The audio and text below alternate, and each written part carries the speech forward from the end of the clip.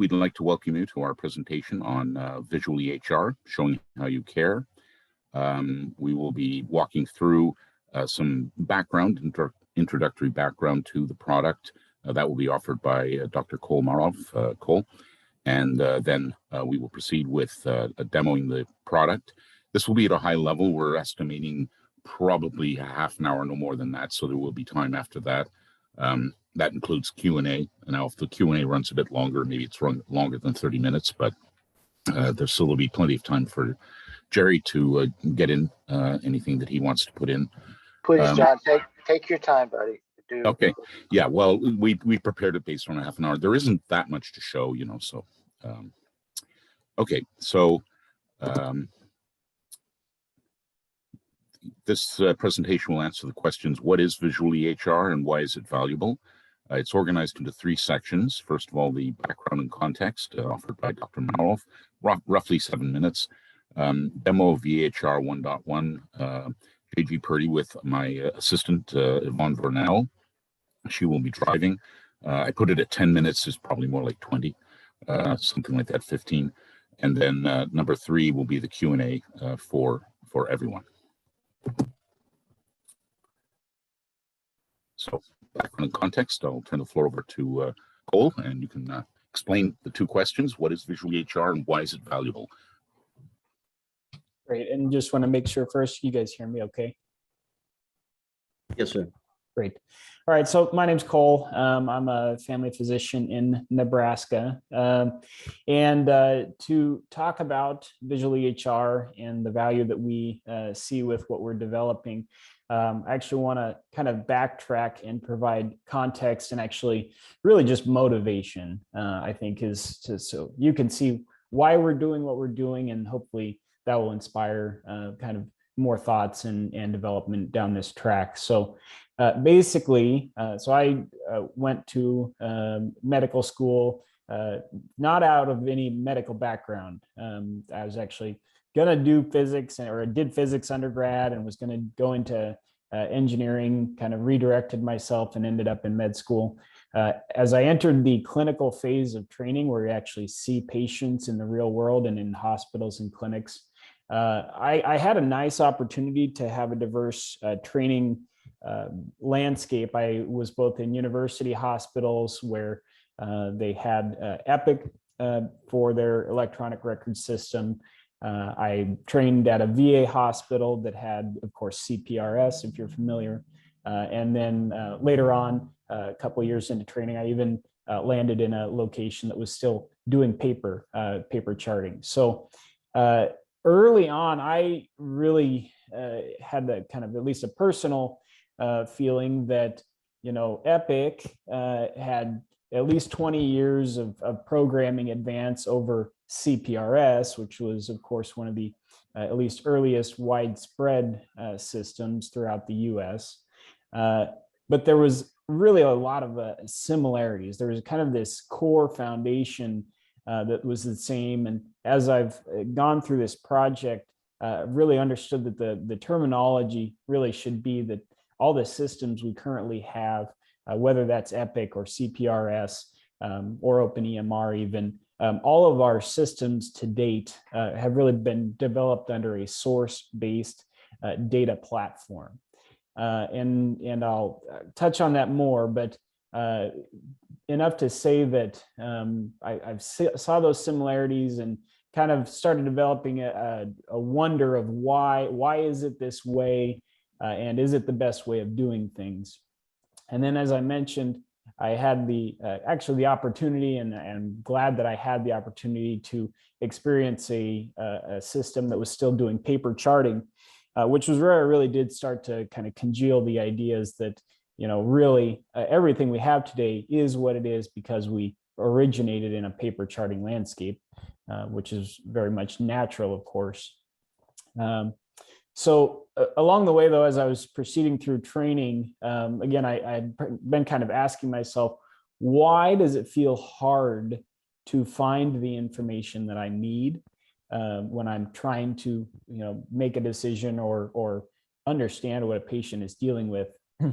And of course, I'll reflect on the fact that, I'm a 30-something now, and throughout my time, I've basically grown up in the era of Wikipedia and Google, and now the Siri and all the other voice assistants. But this age of information, where it's so easy to simply type in a search bar and find what you need, I've reflected on that, and the fact that when we're in the clinical realm, it's not quite so easy to actually find the data that you truly need.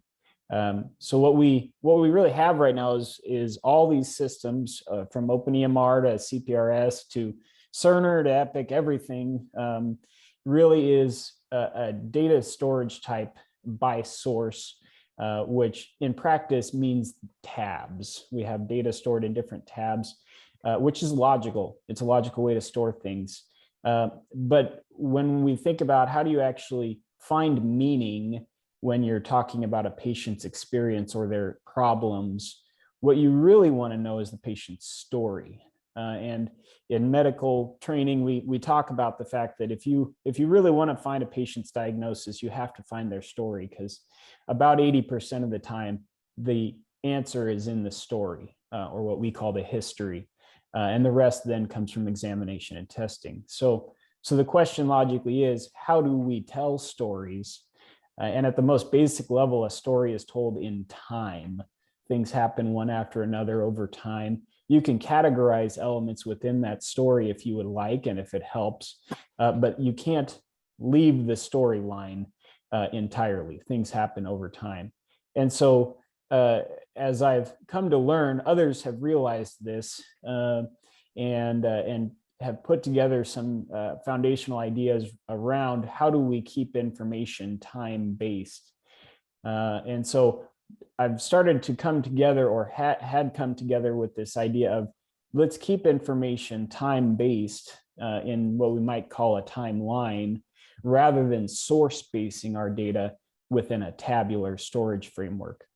And so the idea then, as you might be getting to sense, evolves into, okay, so how do we extract data from a system if it's in time, if it's timeline based?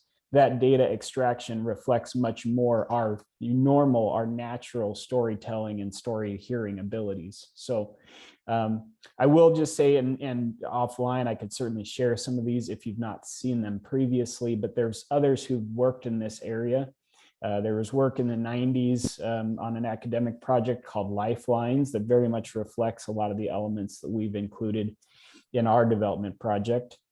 Of course, Epic does a lot of different things, and they've got some tools that show information laid out across time rather than just in digital or tabular format. And then there's another project called Inspired EHRs, which has a timeline as well for medications. All of these and several others, really show the idea that by placing information in time, you can pull more data or pull more understanding out of that data. And so with all of this, the question becomes, okay, great, others have thought of this. It's an interesting idea. Why would we do this? And is it worth it? Because change is hard. The reason we have what we have is because when we first were transitioning from paper to electronic records, and all the safety features that brought with it, not having to read people like me's signatures or writings all the time, but it also brought with it the need to shift both from the paper-based to the digital, but also maintaining the workflow. And so the electronic record systems we have, again, reflect their paper ancestry very naturally. But what we now know is that we've got increasing complexity of care across multiple domains. We have specialization, and we have really kind of a culture that's developed of note bloat, if you might be familiar with that term, just due to the complexity of data and data extraction out of the chart. And so what we want to do is to say, okay, we understand where we came from, but it's time now to say there's a better way to interact with data and to make it reflect the way that our minds truly work, which is to understand a patient's history and to place that history in time and in relationship to their other issues and medications and prescriptions and such. So that's really what we want to do. And I've had the great fortune to work with the Omega Systems Group team, and their excellent work is what John and Yvonne are going to show next, which is the VEHR or VisualEHR module, which we really think and hope can offer the OpenEMR community an efficient, streamlined, and in my view, a safer way of really practicing medicine. So that's enough of me talking. Okay, well, thanks so much, Cole.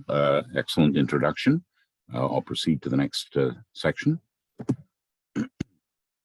So next, the VisualEHR, the next generation in EMRs. This section will present the product in operation. It will show three major components. One, the dashboard view. Two, the encounter overlay. And three, issue entry. This section will cover the functions of the dashboard view. Number one, the timeline. Number two, scroll function. Number three, the zoom function. Number four, collapsible tiles. Number five, view details. This is a mouse over. And then 6 and 7 are how to activate the encounter overlay and how to invoke issue entry.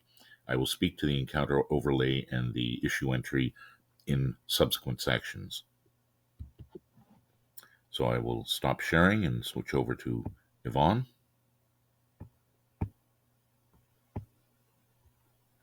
If you would share your screen, please, Yvonne. Okay, so the dashboard opens in the multi-year view. So we can see that we have records going back to 2000. So we can scroll, but in this view, of course, we don't really need to scroll very much because it's showing pretty much all the data there is, but you can scroll into the past as far as you have data for. You can scroll up and down as well. So if you would just show that we can scroll up and down. Now, you can see that there are categories on the right. These are collapsible and they correspond to the different types or categories of medical issues. So we have problem list, and these can be collapsed. So if you would just collapse them as I'm going through them, problem list, collapse. And then medications, we can collapse. Allergies, we can collapse. Then we have surgeries, we can collapse. And then we have dental, we can collapse.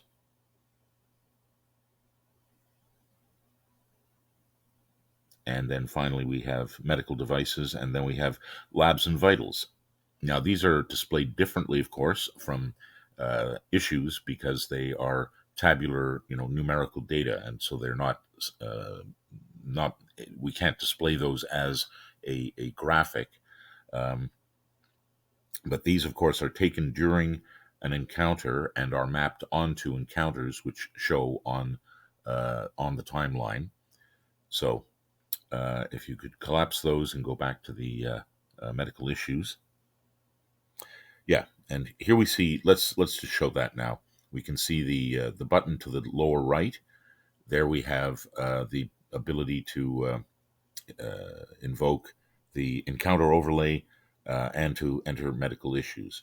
So that's how you get there. We will speak to those in a subsequent section, but you can see here we have the encounter overlay, and I'll speak to that in more detail. And we have a mouse over that will show you more details about that. So if you wouldn't mind just showing the mouse over for the encounter. Yeah. Now, of course, this shows, this is the multi-year view. If we zoom out to the week view, then you would see that these are mapped to a particular encounter on a particular day. So, Yvonne, if you wouldn't mind just zooming out to a week view so we can see how these map onto the timeline.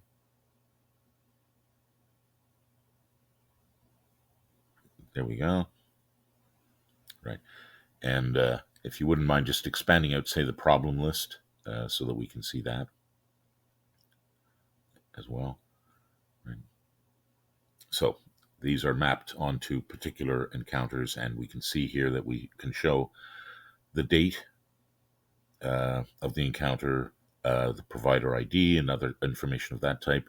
We also can go and see the vitals in more details. So,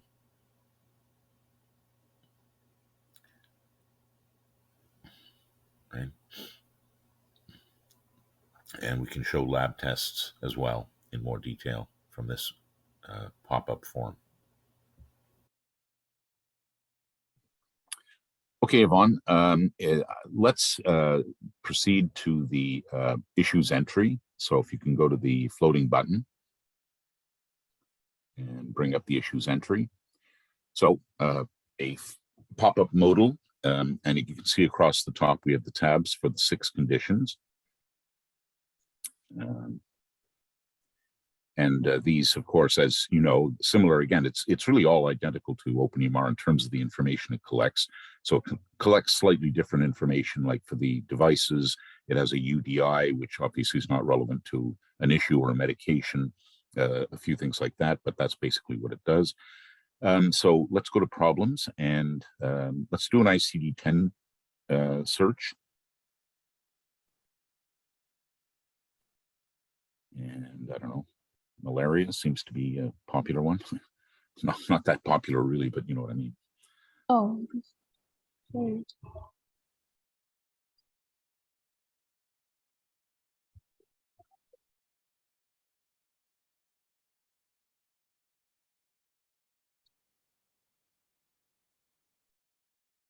If you can please show the color picker. Right. So this is where the user can decide what color they want it to be. So it's responsive to what the user wants.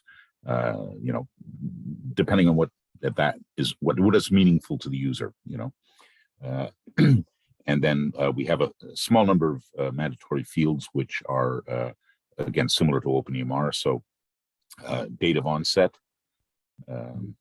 And then, of course, if it's an acute condition, which malaria usually is, we can enter that.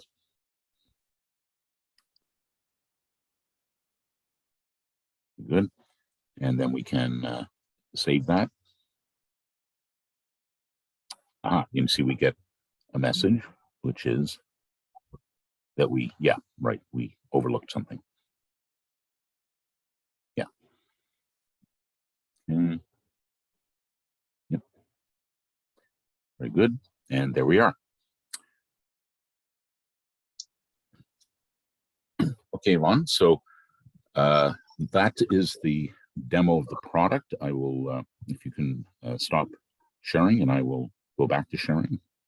So we saw the encounter overlay, and then we saw the issue entry. I decided that it was probably better to just go ahead, but just to recap. So we saw the tab view for the 6 possible categories of issues. We saw the ICD-10 search and the color selector, and of course we addressed the bare minimum of mandatory fields necessary to successfully save a record. And we made a mistake, then well, it was a good thing because it shows that it won't save unless it has those 4 primary fields filled. So with this, we proceed to Q&A, and that's turn the floor open to everyone. And Cole and I guess, will mostly address those questions, and many of them may be for Cole. But I'll be here available as well. And I put out 3 categories of questions: value and relevance, functionality, and future directions. But obviously, you know, it's whatever questions you've got, we can proceed, and hopefully we can answer all your questions in this session. This is Robert. I have a couple of questions, one probably towards the value and relevance, and then one towards the functionality. I'll start with the functionality. The issue entry form, are you collecting that data and putting it directly into the OpenEMR issue table structure in the database underlying, or are you putting it in your own tables? Oh, no, it's in, yeah, everything that you've seen is all drawn from and writes to OpenEMR. Yeah. Okay, perfect. And then I guess the second on the value and relevance is probably more directed towards Cole. Do you see the provider using this to enter problems and issues? I can see during the intake the nurse doing a lot of the allergies and perhaps previous medications, but do you see the physician sitting here and punching in data into the visual timeline as opposed to just writing a progress note, as is a bit standard right now? I guess to reword that, what is the value proposition for the physician at data entry time? I understand the value prop for reading the data out, but for putting the data in at the physician level. Oh, that's a great question, and it's one that we are thinking deeply about as well. We have a separate mission, which is to functionalize the data entry aspect so that you do not have to both enter a free text summary of your assessment and plan, but that your assessment and plan free text can automatically be entered in as a problem or as an order. That's going to take significant work and is kind of the next phase of our development adventure. In the immediate phase, if I may, I think you guys said you've got sharing open here. So I'm just going to very briefly bring up a way of viewing the record within OpenEMR, which may be applicable to some providers, everybody having the tendency to do their own thing. But so here's how you can open within OpenEMR with the VEHR module attached. So here you can see that you can review data within the timeline while on an encounter form at least. And so data can be entered there while doing a problem entry as well. So functionally, yes, you may enter data. If I'm the provider, I can see some of this functionality being applicable. There will be many times, of course, where, if you're doing a simple note and you do not need to review all of their previous history, or you're very familiar with the patient, you may not find the VEHR module as integral to your daily practice. But yeah, certainly I agree. The data entry side of it is of limited utility, but actually more utility than I had initially thought with this version of the product. Great, thank you. And the typical process, I think, as I understand it from Cole, is that typically a nurse or a nurse practitioner might very well set up the encounter prior to the doctor actually interviewing the patient. Is that a correct understanding of what you said, Cole? Right. In terms of clinic processes, usually the encounter itself is opened frequently, at least in the US setting. An encounter is opened, and then generally a medication review is performed and a chief complaint collected. So that information is generally entered by a staff such as a nurse or a medication, an MA, or another medical assistant in general. So yep. How are you envisioning kind of its extendability? I think about and also keeping in sync, because there's several different approaches of how OpenEMR could do things, keeping its existing kind of functional separate tab view alongside the VisualEHR, or doing away with its other data entry. I don't think that we would do away with it completely. And so I'm thinking about, from a maintenance perspective, of keeping things in sync, whether we add additional items to be able to enter things into in our issues, or we add additional fields that become mandatory through certification or other types of things. I guess I'm just trying to figure out, on your issues dialogue and your pop-ups and stuff, Are you guys firing off any kinds of events, or are you grabbing any of the rendering code that we're using for OpenEMR? I'm just trying to think of how kind of you envision going forward, keeping the data in sync and also the ongoing certification requirements that we'll have. That is a very interesting open question. And to your first point, no, we see these as running in tandem, the conventional dashboard and the visual dashboard. I think it's always better for people to have more than one way of doing things. And again, people are familiar with one thing, they may not, they may be reluctant to migrate and so on. So no, we see them as both running concurrently. Now, as to keeping them in sync, that is a very good question. We do intend to be, of course, cooperating closely with OpenEMR, and would be no doubt aware of the fact that there are changes coming down the line to the conventional dashboard, which presumably, in fact, I'm certain we would be responsible for introducing into our module to upgrade it to keep it in sync.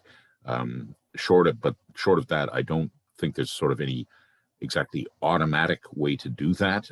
I think it is something where we just have to be aware that there is some new requirement for fields on the conventional dashboard or in the database and so on, and then modify our code accordingly. And as to the rendering from OpenEMR, no, this is pretty much self-contained. I mean, the module, of course, is based on events and messages and so on, as all of them are, and and then of course we pull through the API, the REST API, and push through the REST API. So presumably, I'm guessing that if you were upgrading, adding new fields or something, you would update the REST API, right? So that would be available, so we could then just incorporate that into our product. But yeah, there is a coordination issue, definitely. Yeah. Okay. So then my next question is internationalization. On your module, are you guys taking that into account at this point, or We have. have you added like the language translations and the things? Those are usually big gotchas of trying to bring in any code into OpenEMR, is if people haven't addressed like the escaping and the internationalization aspects that is part of all of our code. And I do see that as, I agree with you, it's a big ticket issue. John, I'm not sure if it's on my end. You went really quiet. I'm sorry, what? Yeah, your voice, your mic's I'm low. sorry. I turned away from my mic for a second. I get it. Okay, sorry. Yeah, internationalization, we definitely view that as a high priority. This version, of course, is not internationalized. That's true. And I think there are probably some technical issues, given that a good part of this is in React.js rather than PHP. So I'm not sure exactly how easy it's going to be to bring over the translation functions that you have built into OpenEMR. So that is a technical issue that's out there.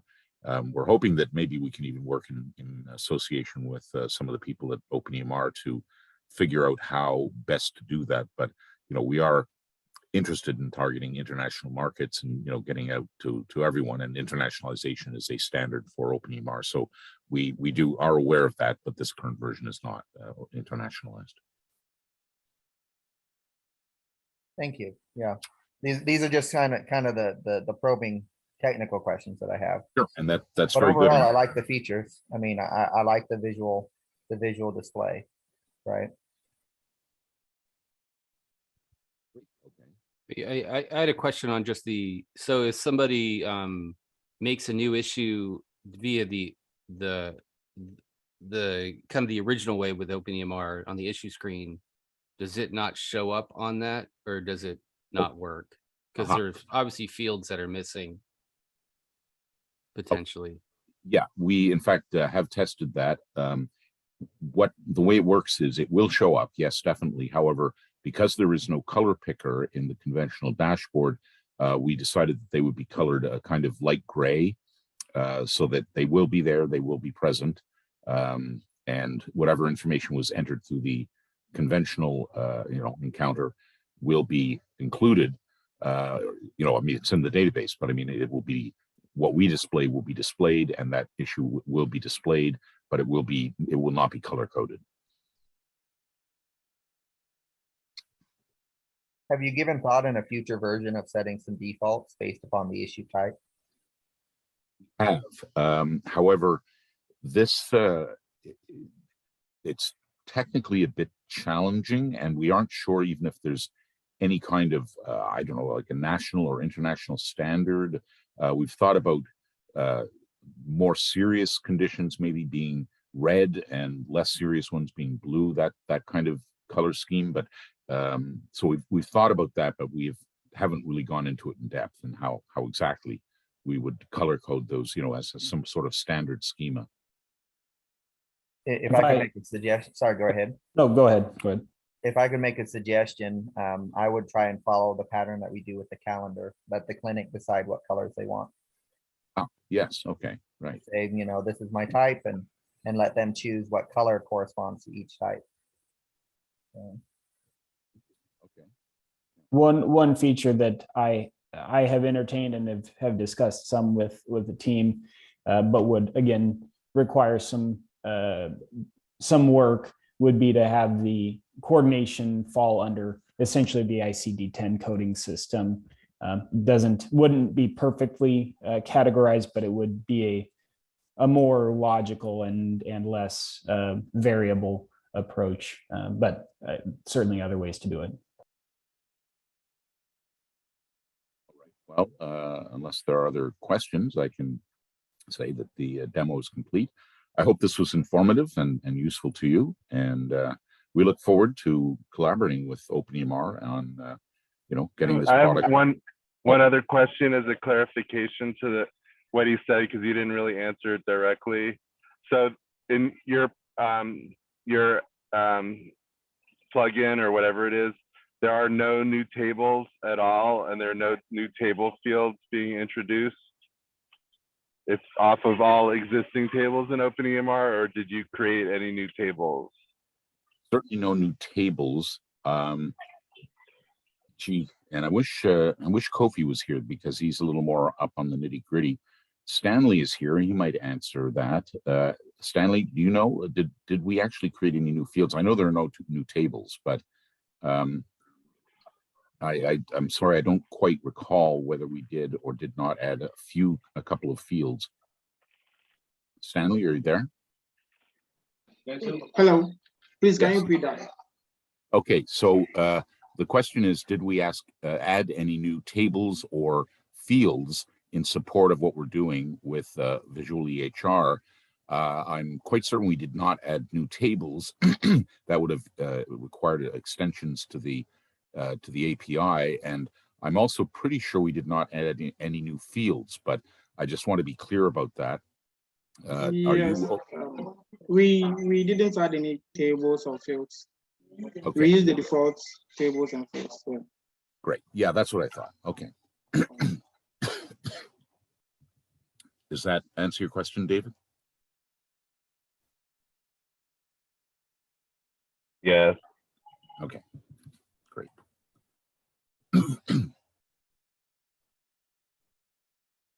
Stephen? I think we're good. If we don't have any questions, if there's any follow-up people didn't want on the recording, we can address that after. But if we're all good, I think we could probably end the recording, unless John or Cole or anyone had anything more they wanted to address. I think that's it for us. Oh, just thanks for the opportunity. Yeah, we really appreciate you guys coming and presenting this for us, and definitely, I mean, I like the functionality. We'll definitely talk about it some more. So great. Brady, do we want to stop? Yep, I'll stop here.